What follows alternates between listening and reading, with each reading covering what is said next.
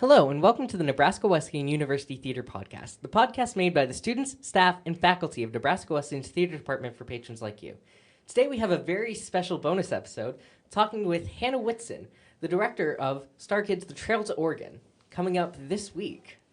Yeah. Hi, Hannah. Hi, Bobby. This is so exciting. It is. I love your intro. It's so fun. It's Thank giving you. like PBS, but like in a fun way. Like I just love it. It's like very like nostalgic to me. Brought to you by patrons like you. Yeah, that's definitely it for me. Yeah, thank you for having me. Yeah. What were you gonna say? Oh, I was just going to say thank you for coming on. No, I'm very happy to be here. I think your podcast is a super cool idea and a fun way to get connected. And I've been loving to listen to the episodes. I do need to finish Jake still, though, so I'm a little behind. That's okay. So does he. You know what? That's really... Sorry, Jake. Nice guy. Not to dox you. Oh, no. Absolutely love Jake. I will just tease him about that until he finishes. That's so funny. Oh, my God. I'm directing The Trail to Oregon this weekend. We're on, I guess, like, technically, we didn't really add technical elements till yesterday, so we're kind of on day 2 of tech. Nice. Actually, kind of day 3, because we added costumes Sunday, and then that's when we got in the space, because we're using the lab where A Midsummer's Night's Dream was, which was very lovely, and we were allowed to use the space, so we got in there Sunday, because I got strike out of the way, and that was terrifying, because I was like, oh, this is such an empty and big space, because I've only worked in the studio before, so that's been a different experience for me, but every day we're putting it together a little more. Yeah, I do really like, I noticed this last year too, that the trail end of the student directs get to come into the black box, which is really neat just to kind of see how everybody adjusts with that. Yeah, I think it really does work with the timing of things, but also I think it depends on concept. Like I know last year Xander was very like, man, I really want an empty blank space, like curtains where like an actor can disappear and reappear from random places. And I think it just worked out really well. And then for me, I was like, man, I really want to direct someplace that isn't the studio, because as this is my 4th production, I was like, I have used that place, I think, to my full extent, at least how I view it now, especially because like my goal, because I didn't think I was going to direct again, I was like, man, I really want to use that pool. And that's what I did. I'm going to marry Utopia McGuire, because I was like, that pool is going to be central to the plot this time. So that was such a crazy show.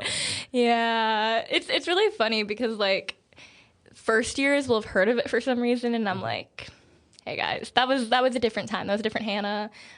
We're past that. Listen, it was such a wild ride, but I so much enjoyed it. Yeah, thanks, Bobby. Yeah. Man, I miss Seth now. Seth, R.I.P. And by that I mean he's graduated. Yep, rest in pizza. Rest in pizza, which will be relevant to the show, so that's why you should come. Exactly. Yeah. Are you familiar with the script or anything? So here's the fun thing about me. Oh. Until last week, I had only ever watched one Starkid show. Okay. I still haven't seen it because I want this to be my first experience. Yeah. But I'd only ever watched Twisted. Oh, wow. Okay. I got recommended by a friend, so I watched that, and the music was really good, and the acting was really good, and I knew in the back of my head, hey, there's a lot more Starkid shows. I should go and watch them. And then I'm like, I'm so tired right now. I'll watch it later. Yeah. And then fast forward 2 years, and I'm like, hey, we have a Starkid show coming up. I should listen to some more Starkid. So I watched, and I learned now, I did this out of order. I watched Nerdy Prudes Must Die. Oh, okay. And then watched, what was the first one? The guy who didn't like musicals. The guy who didn't like musicals. And it was so confusing just watching the continuity. I'm just like, why is everybody laughing? It's just a guy ordering coffee. You didn't understand. You didn't know the context. I broke the cardinal rule. No, Always it's okay. have the context. I see. So my lore is Starkid, and I've been wanting to direct a Starkid musical, specifically this one for forever, because it's won a small cast out of almost all of them, because they usually have fairly big cast shows, but also just like it's fun, it's nostalgic for me. I got really into it in high school, and my goal for some reason I was like, okay, if I'm gonna watch Starkid, because I think The Guy Who Didn't Like Musicals had come out around then for me, I was like, I have to start from the beginning.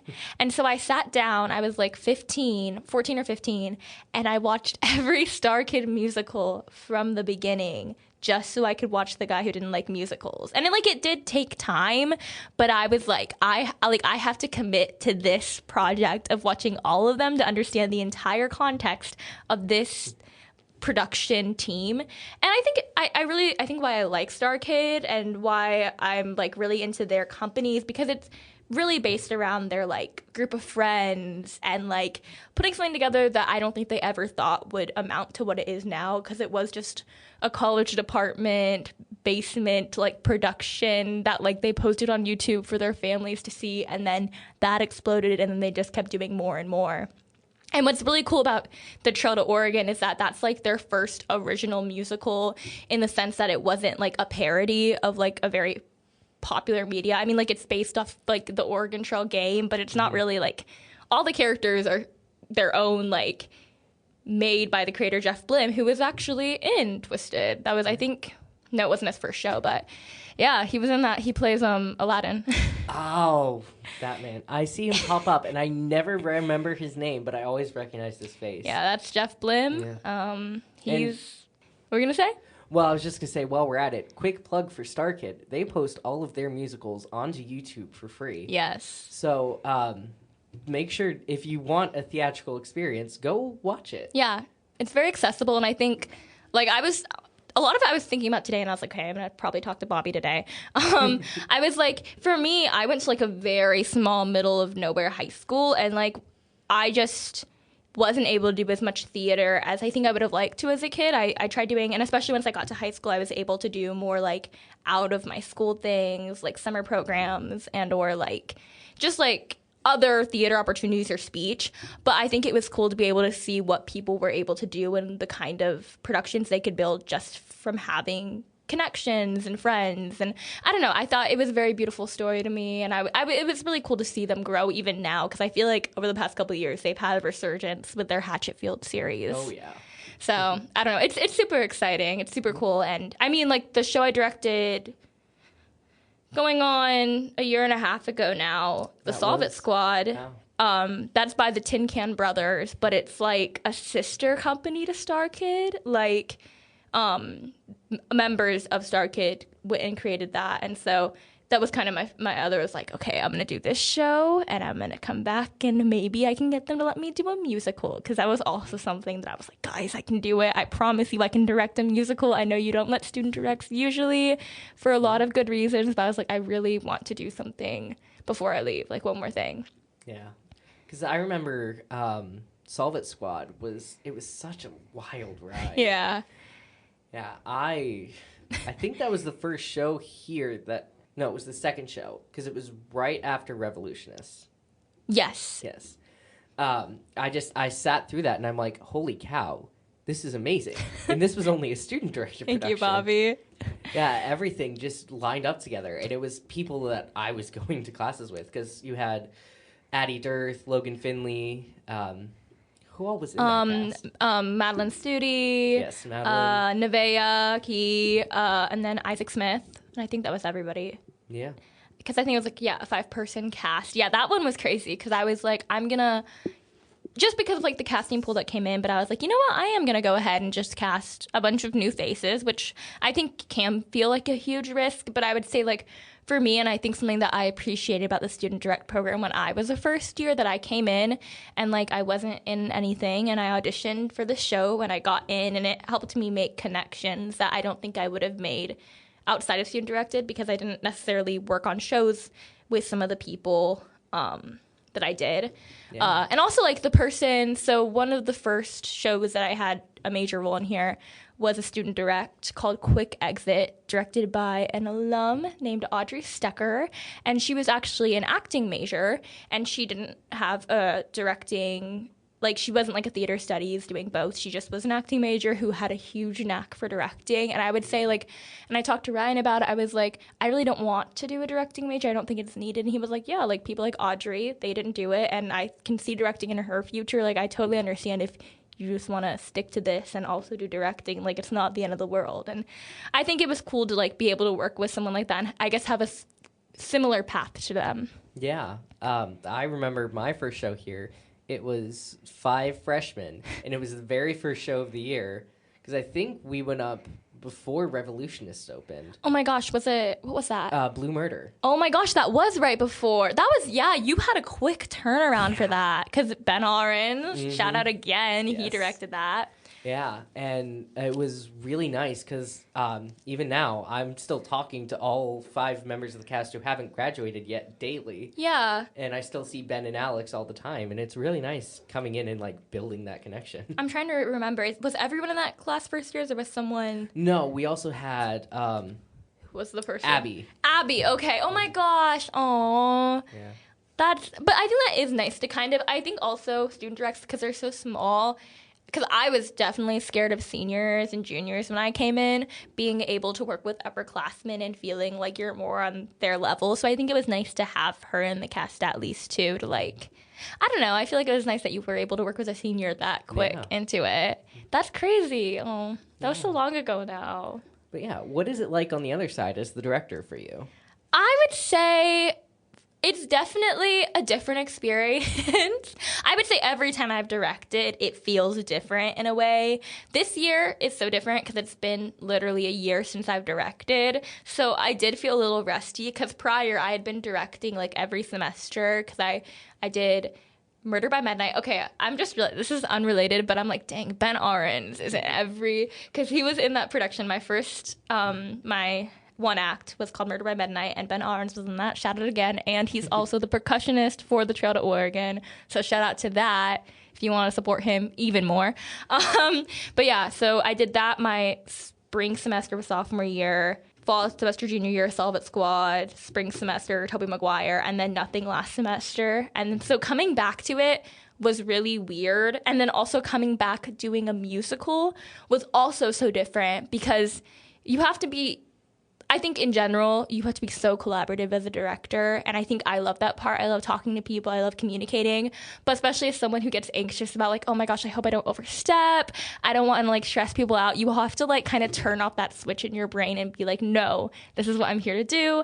I'm the director. People are understanding. There's going to be like misunderstandings at points, but I think in the end, just realizing it will mostly iron out, especially because everyone wants the show to turn out the best it can. But yeah, I would say like coming back to it this year was so weird because like a lot of it we started with music rehearsals, so it was just kind of me sitting here taking notes but not really doing much, and then we kind of went right into choreo, and so it was a lot of me sitting and taking notes, and then we kind of had days of blocking kind of throughout just due to like people's schedules. But I think it's a lot about trusting what you're gonna say, and honestly for me, just whatever I write down, sharing that, because I think my first instinct is what helps us best as a whole. Yeah. Yeah. Yeah. Well, yeah, it's really nice. That is something I'm a bit scared about. Is my directing one that I took was last year's spring, and I don't have a directing class for fall next semester. So I would be going in on almost 2 years of rust almost. Oh, no. But I do think it's really fun, just the kind of freedoms we have. It is. I think it's super cool, and I think it's something we shouldn't take for granted. I think our student-directed program is very special, and though I think it sounds like it's changed a lot over these past couple years, I hope it continues to be something special because I think, well, this is to plug my senior capstone, so come to that, I guess, too.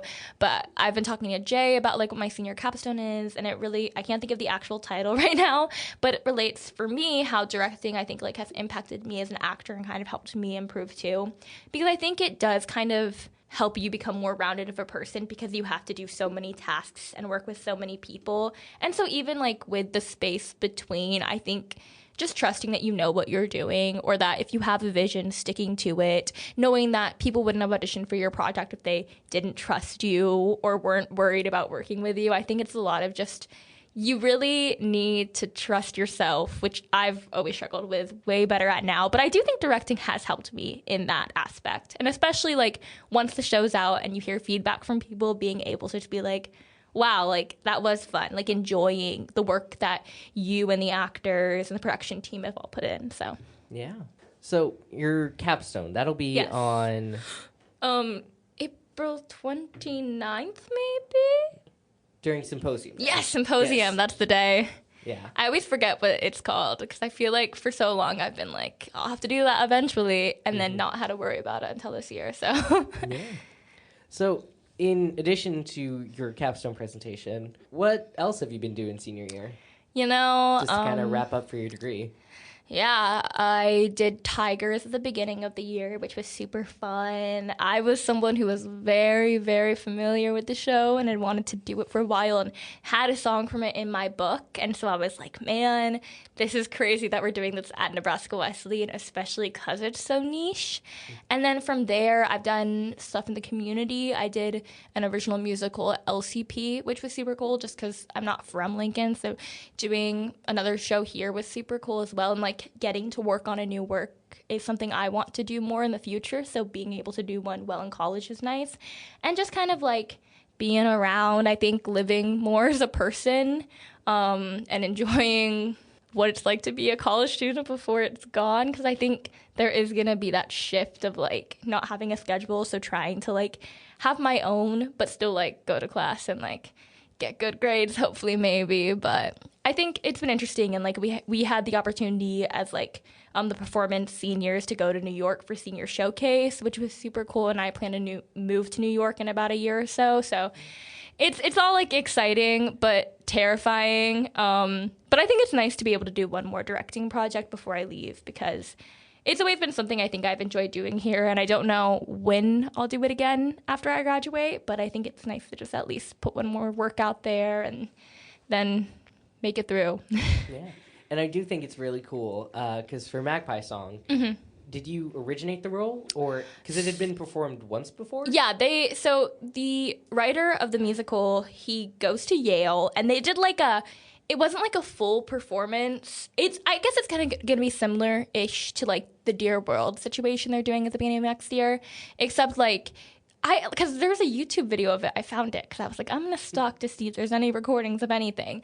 And like it was kind of like a staged reading-ish, but they had it memorized. It just wasn't very like there wasn't a huge budget, you could tell, and they just kind of like did basics. So it wasn't a technical originating of the role, which dream, wow.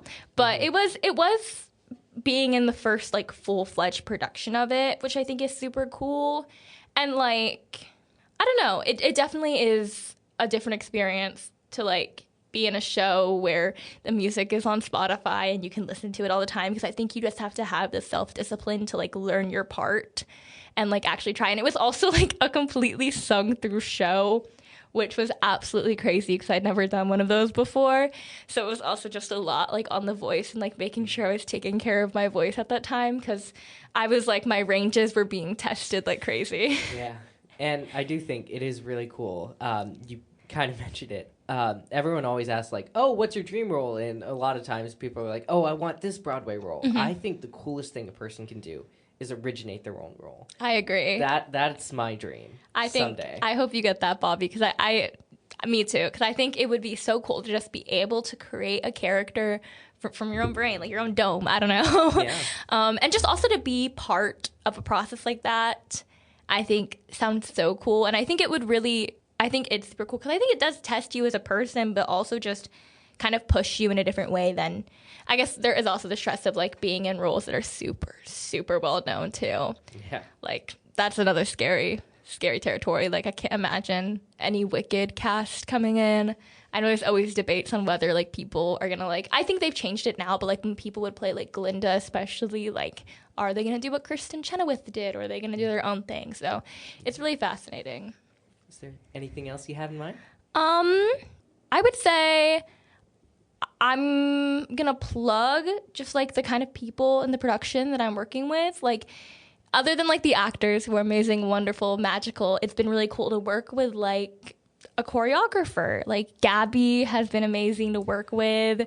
Her choreo is amazing. I hope she continues to be able to do choreo and is able to do stuff in the department, because I just hope that like staff come and see it and they can see how good her choreo is and how like well she's been able to like help actors in the situation, because I do think she is very talented. And I think there's a difference between like, I think multifacetedness is important. Like, I don't think you should stretch yourself too thin, but if you have these talents, I think, especially when we're in a college environment, being able to showcase them and let them shine are very important. And so, yeah, I hope Gabby is able to do more choreo while she's here. Will has been super cool to work with. He's the pianist for the production, and he's been playing accompaniment throughout, and he just has been able to, like, work with the actors throughout, help them learn music. He also, like, created some tracks for people, or, like, we were going to have a guitarist, it didn't work out, and so he was able to, like, make his own piano accompaniment based on what the guitar track was, since we weren't able to do it, which is super cool. It's just like super musically inclined. So I hope he's also able to do something maybe in the future, like help music direct the show if he wants to, or assistant music direct. Because again, I think he really has like a good mindset with that, or like the talent to do that. And then it's also just been great to like work with Ray. We have a fairly small group of directing majors actually at Nebraska Wesleyan. And, like, even though Ray's the stage manager, just I've, like, Ray's, like, taken notes, and I've, like, listened to them, or just, like, being able to work with them is super cool, because they have a different view on things, because they do have, like, that director-oriented mind. But also, like, I think it's nice to uplift our younger generation of Nebraska Wesleyan Prairie Wolves. And so I can't wait to, like, see, even if I'm not here eventually, what they do, because I think it's super cool to work with someone who's not my grade in terms of everything. Because, like, I will say, like, this is a super senior heavy cast. Also, like, oh my gosh, last plug, I will plug an actor. Jackson Chase is an acting major. This is his first musical ever, and he is doing absolutely amazing. He had been so stressed at the beginning, especially, like, singing, dancing. Literally, Gabby had to teach him how to do a jazz square for the first time in a rehearsal. And I can't imagine from, like, his side, but it did bring me a lot of joy to just be able to see someone throw themselves into such a challenging role. And, like, I don't know, I think it's going to go well for him. I know he's been stressed, but, like, shout out, because that's crazy. And he's also the only first year. Everyone else is seniors and a junior. Like, hey, man, don't be dunking on jazz squares. Those can be deceptively hard. When you're doing a musical, Bobby. We don't got to talk about that. We don't got to talk about that? Hey, we know you have musical talent now. That flute solo in Midsummer, amazing. Yeah. It's really fun when people bring their random talents in and just shine it out of nowhere. Yes, I think it's beautiful. And I think, again, like, I'm going to shout out the student direct program till the day I die. I think it's a place where you can experiment and do things that you might be scared to do in an audition room for the professors. I think it's a place where you're able to showcase other aspects of yourself that you might not be seen as from the professors when you're auditioning for them. Because I feel like it's so much more low stakes. Or, like, I do think we need to get more non-performance majors in here, non-theater majors, because I think it is beautiful that, like, we're able to, it's more widespread, and I think it offers more community on campus, because it's like, you don't have to be taking the classes to do a student direct. You don't have to be doing all this stuff. You could be just some random person who's like, man, I want to try acting. And I think it can kind of unlock fun for people. But yeah. There's been quite a few people this semester who, non-majors, not associated with the department anyway, come in and absolutely kill their roles. Yes. And I think, do you have anything else you wanted to say about that? Oh, I was just running down the list in my head. Yeah. Like Ella Gaskell in The Alibis. Mm-hmm. Absolutely killed it. Yeah, I'm trying to think. Or, like, I worked with Jackie last semester. I do not know how to say her last name. I'm so sorry, Jackie. But, like, I know she's in Revelation right now, which also opens this weekend. Go watch it. But, like, she's not, I think she's, like, a chemistry or some kind of science major. Like, I think it's super cool to be able to offer those opportunities for people. Or, like, I don't know how often it's been, but I know there's some people who are really into performance or did stuff in high school, but just don't see that as their future. It's nice to be able to offer that for them, to, like, have that room to still enjoy that. Because I think there is some beauty in that. And also I think it's part of why, like, community theaters are so strong. Like, not to tie it all back to Magpie, I'm sorry if I'm taking so long, but, like, no, you're fine. Being able to work with, like, adults who, like, acting is not their main thing, but they're so good at it. I don't know. I think it's very special that there's so many different facets of how you can be a performer, even if it's not your main shtick. Yeah, because really, everything in theater is just a form of love. Yeah. Even if you're someone who's not like performing, not technically inclined, just coming to see the shows, it means so much to the art. No, I think it's really about the respect for it and just being able to enjoy it. And I think that's why I love seeing, like, there are some staff members who, like, always come to shows, even if theater is not really their thing. Or, like, you know, people have I have way more friends coming this weekend than I thought were coming. Like, I'll get, like, a message from my friends who go to, like, UNO or UNL, and they're like, guess who bought tickets for Thursday? And I'm like, oh my gosh, like, I didn't think you'd actually be able to make it. And, like, there are people who aren't necessarily, like, in theater, might have been in the past, but, like, they just want to support. They just want to show love, and I think that is always, like, my happiest moment. I guess, like, to end this up, just so to not take up too much time, but, like, for me, directing is a different kind of, like, I get a different kind of joy from it than acting. I think, like, acting and performing has always been something I've been called, like, I feel like, it sounds so cliche, but, like, called to do. Like, I've just always felt like that's where I feel comfortable, even if I am nervous as heck for it. But, like, with directing, I get so much joy watching, and I think that's why I've directed comedies, but just watching an audience laugh, watching an audience be able to enjoy actors' performances, watching audiences be taken off guard, like, just being able to, like, sit back and just kind of take it all in, not completely relax because I have to press, like, the sound buttons, but being able to just see an audience just kind of get immersed in a show and have a good time is my favorite part. And I think that's why I enjoy directing so much. It's like there's a kind of like serotonin I get from a show's run. Yeah, I think it's another way that you can kind of not change people's lives, but, like, you know, change their day maybe make their day happier, which is why I think back to comedies, but also, like, in a different way than when you're performing. And I think it's also nice to kind of just, like, be there and, like, kind of not orchestrate it, but, you know, put it all together, put all the pieces together. Yeah. And just to kind of bring this full circle, Trail to Oregon. Yes. Interactive musical, right? Yes. Yeah? Yeah. I love audience interaction. One of my favorite comedic musicals is the 25th annual Pun I'm Counting Spelling Bee. And I would say, like, in vibes, it's very similar to that, just in terms of, like, it seems a little childish, but it's very adult oriented in terms of things.